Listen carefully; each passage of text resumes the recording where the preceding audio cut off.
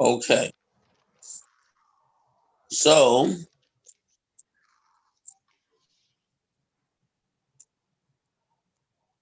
Is it live on YouTube? yep, also. Okay. And here's Mark. Shalom Nice. Aleichem, Mark. Shalom Aleichem, Mark. Good to see you. Aleichem Shalom. All right. So, it says as follows. There's a verse in Mishlei, in the book of Proverbs, that says, V'chacham einav b'rosho. The wise man has his head in his head, has his eyes in his head.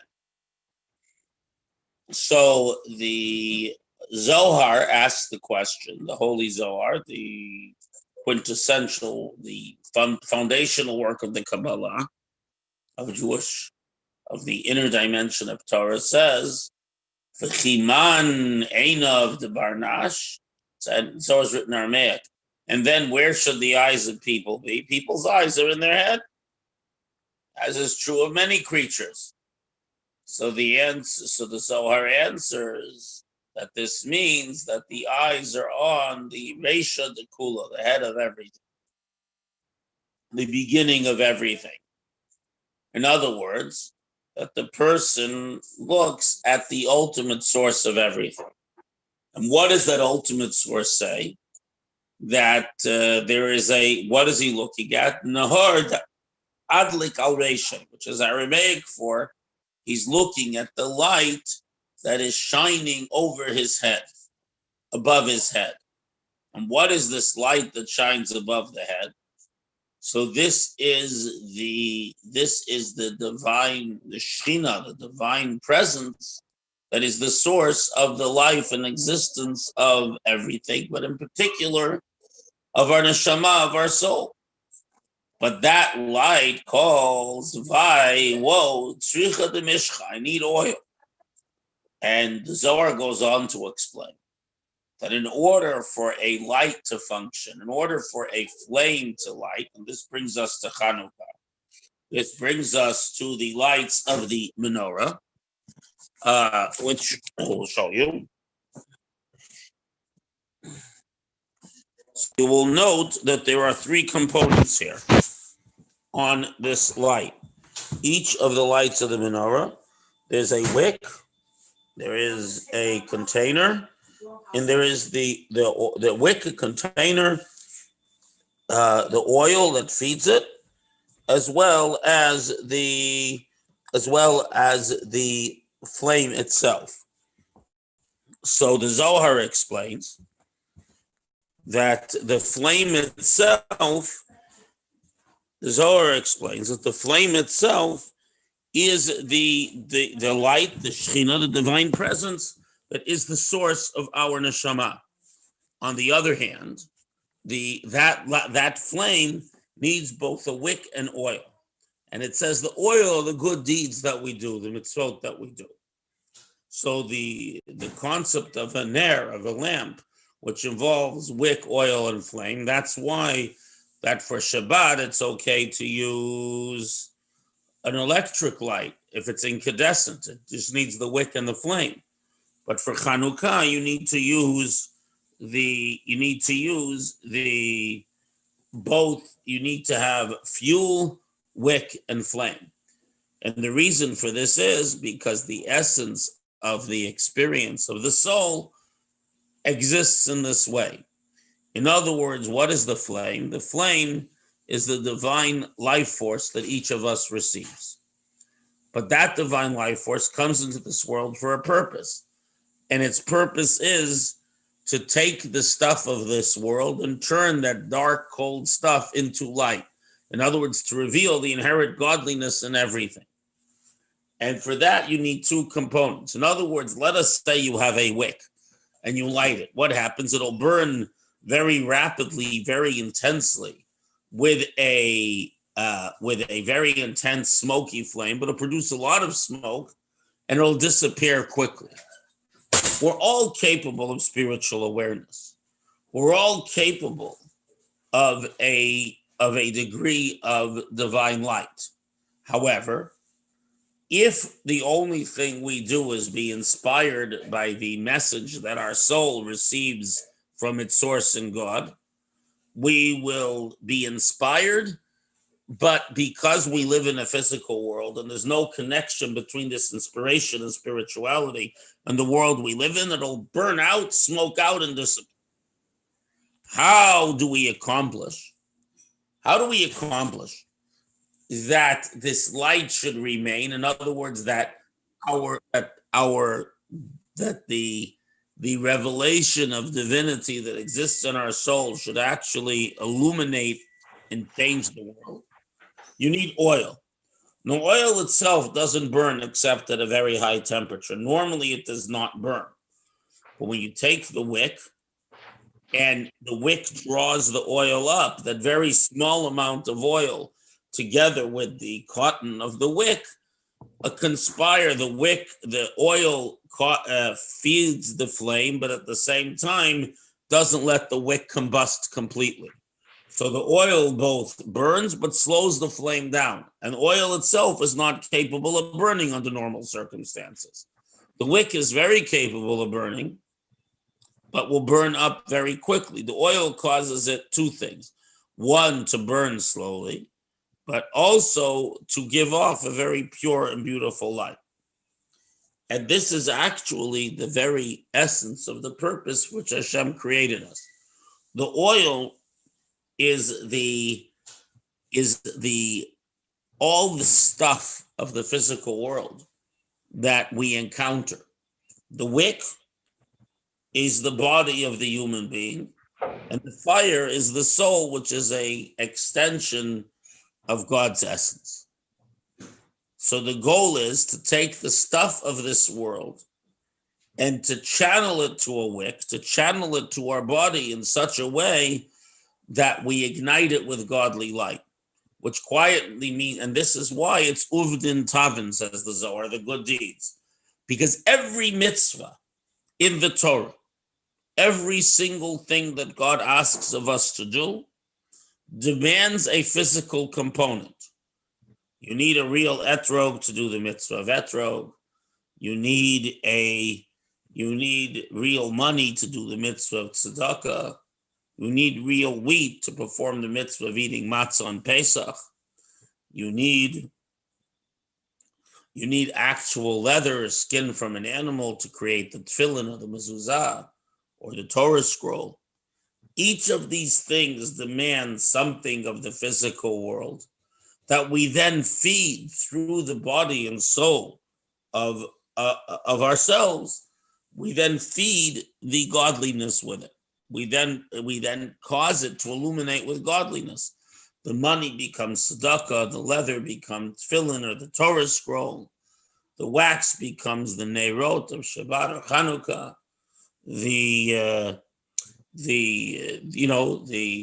the cloth becomes tzitzit, or it becomes the blanket that we give our guest or a poor person, and so on and so forth.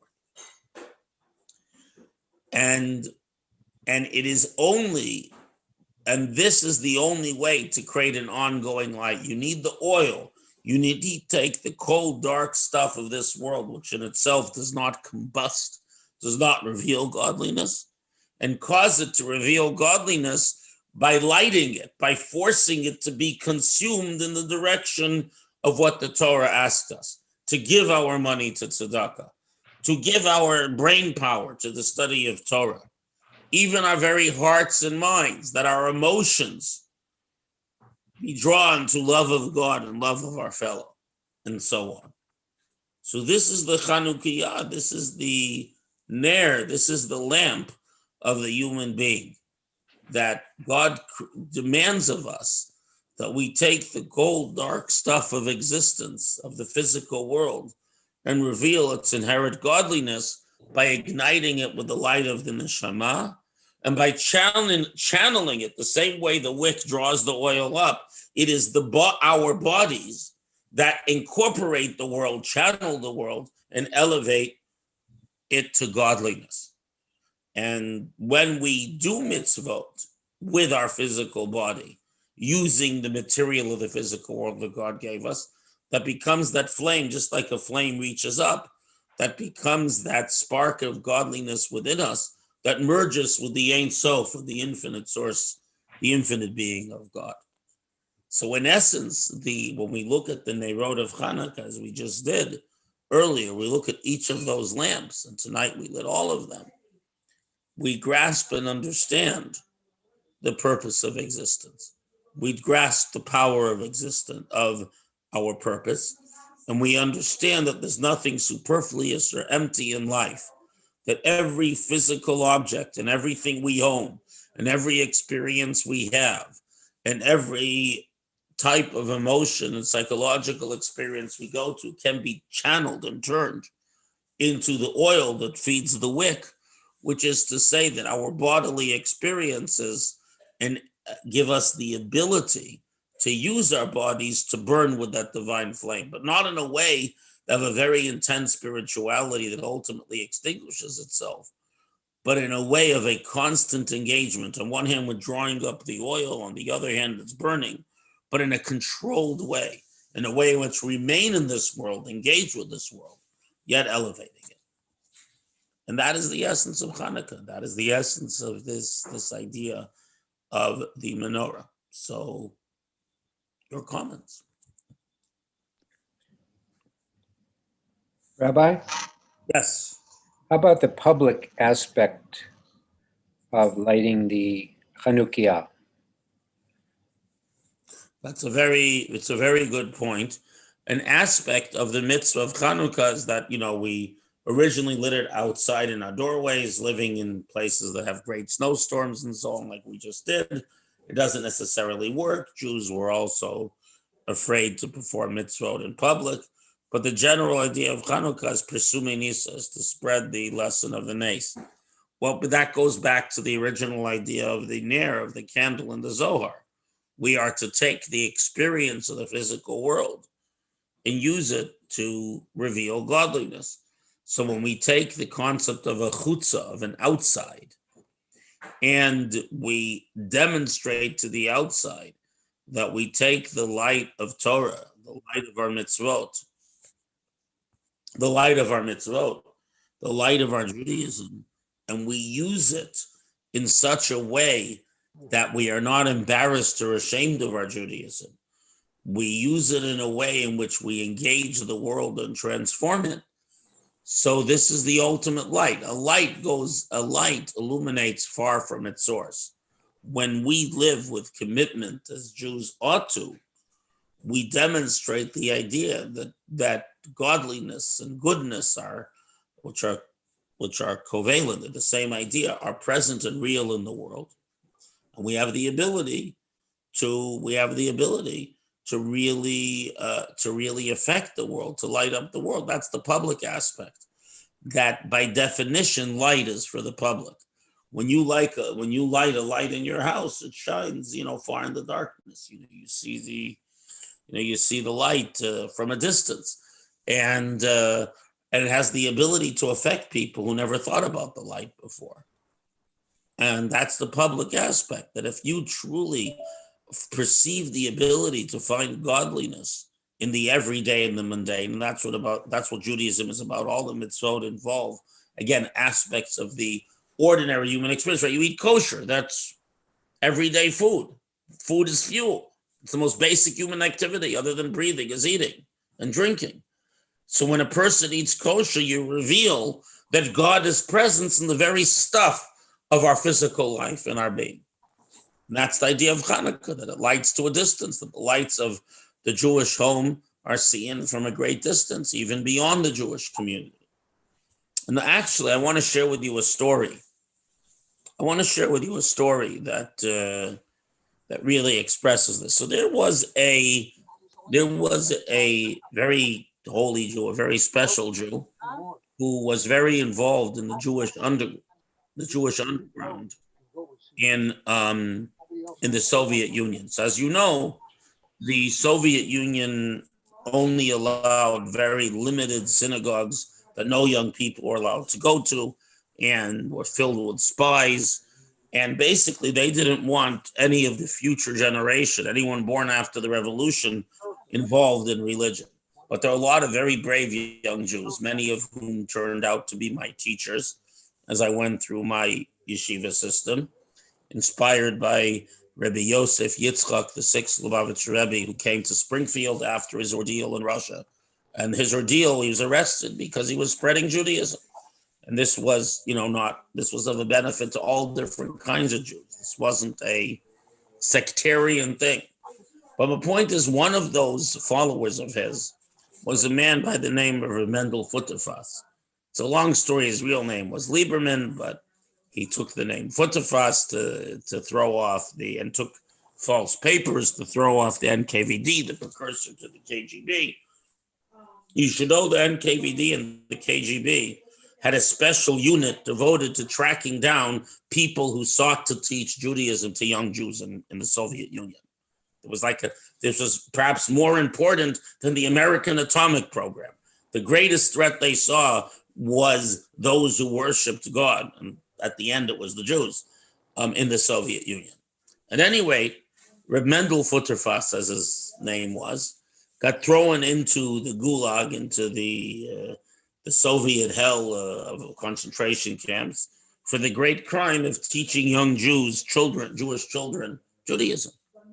So Reb Mendel, and they threw him into a barracks, into a prison barracks full of the most hardened real criminals. In other words, not criminals who were guilty of spreading religion or democracy or whatever it was, but real hardcore violent criminals. Murderers, the last one of them, among other things. And they figured that this little Jewish rabbi they would speedily make hash of him, and they'd be done with him. He would go out in a body bag very quickly. But Reb Mendel was a very smart guy. One of the things he was involved in before he was arrested was financing the Jewish underground in the Soviet Union.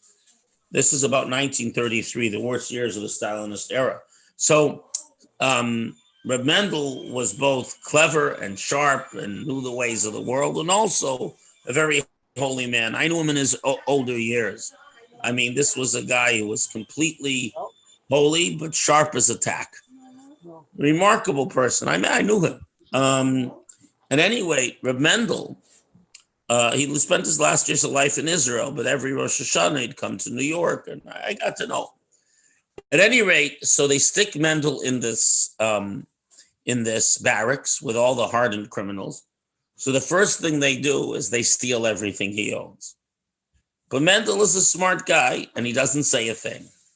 And he doesn't protest, and he doesn't complain.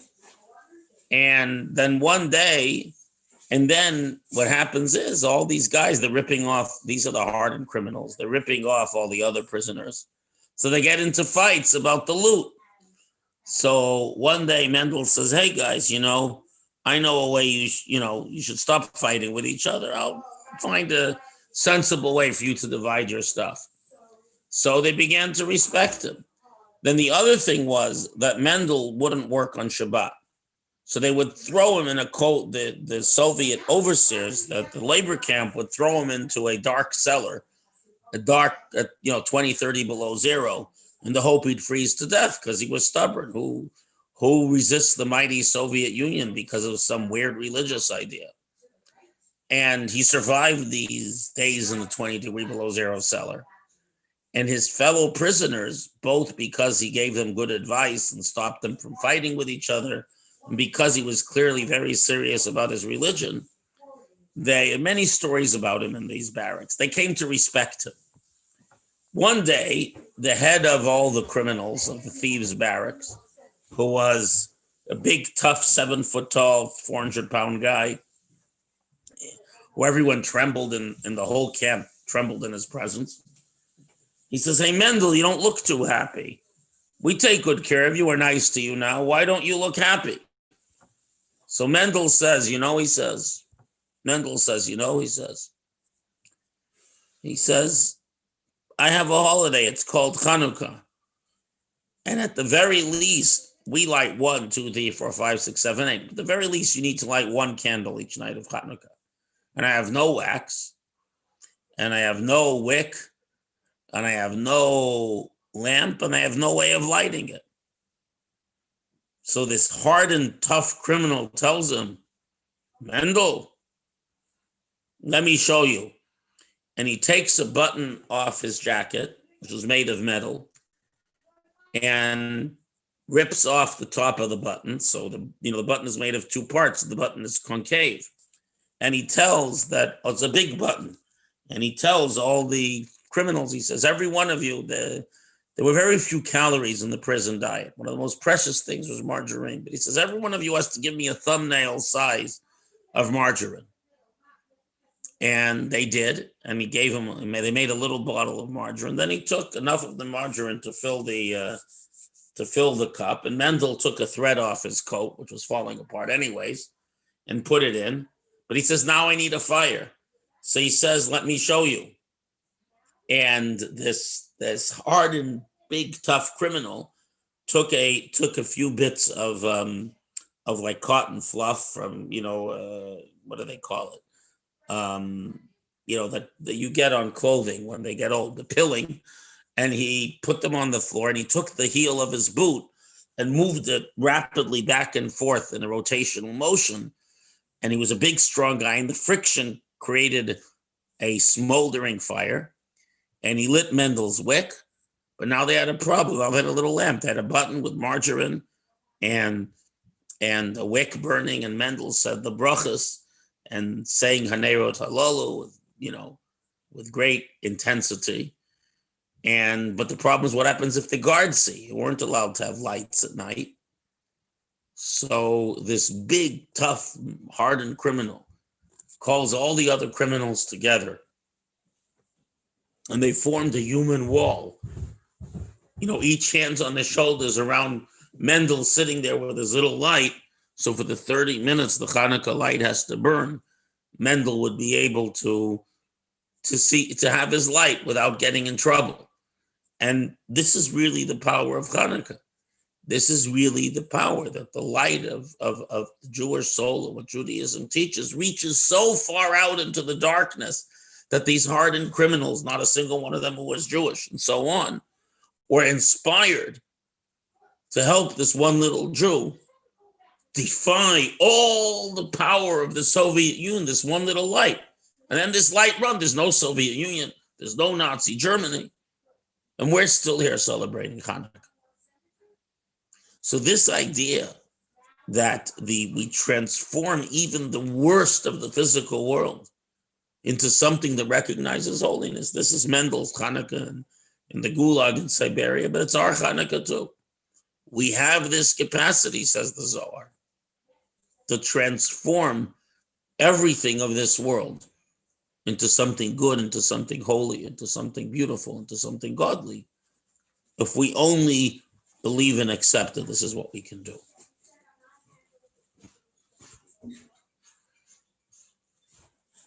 Rabbi, can we relate the oil with the learning of the Torah? Well, the light of the menorah is the light of the Torah. What the oil provides the light. The Torah deals with everyday situations. Even the deepest mystical ideas ultimately emerge from the accounts in the Torah that talk about, very basic, all the mitzvot are physical. The Torah deals with ordinary human situations. So yes, the whole point of the Torah is the ability to connect the light of God's infinite essence with the everyday. That's the essence of Torah, and that's what the oil is. The oil is the stuff of the everyday transformed into godliness. And that's why one of the things they tried to stop him before the Hanukkah was the study of Torah. Because they didn't mind that the Jews had legends and beliefs and rituals. They minded the idea of Torah. The Syrian Greeks, their Jewish aides, objected to the idea that there is a specific divine will that deals that God specifically has ideas about how he wants the world to look, and specifically demands of us that we make the world look a certain way. They don't mind the God who's up there in the sky. They mind the God who legislates morality, who legislates not just morality, but a sense of godliness in everything doing, our eating, our drinking, in time itself, with Shabbat and so on. So yes, there is a very profound. Yeah, to keep the light, you need the oil, right? So yeah, and to keep the light, you need to learn and understand. And that's the oil. But again, yeah, learning and understanding sense of an engagement with the world in such a way that we don't abandon the world, but we use the world as the oil that feeds our life. Okay, well, so I wish everyone a wonderful last night of Hanukkah and all the best. And a very wonderful Shabbat and all that. And again, we finish Hanukkah today, but the light takes us through the winter and takes us through the whole year until the next Hanukkah, because the idea that we keep adding and growing exists with us the whole year. Okay. Hanukkah Sameach, Shabbat Shalom.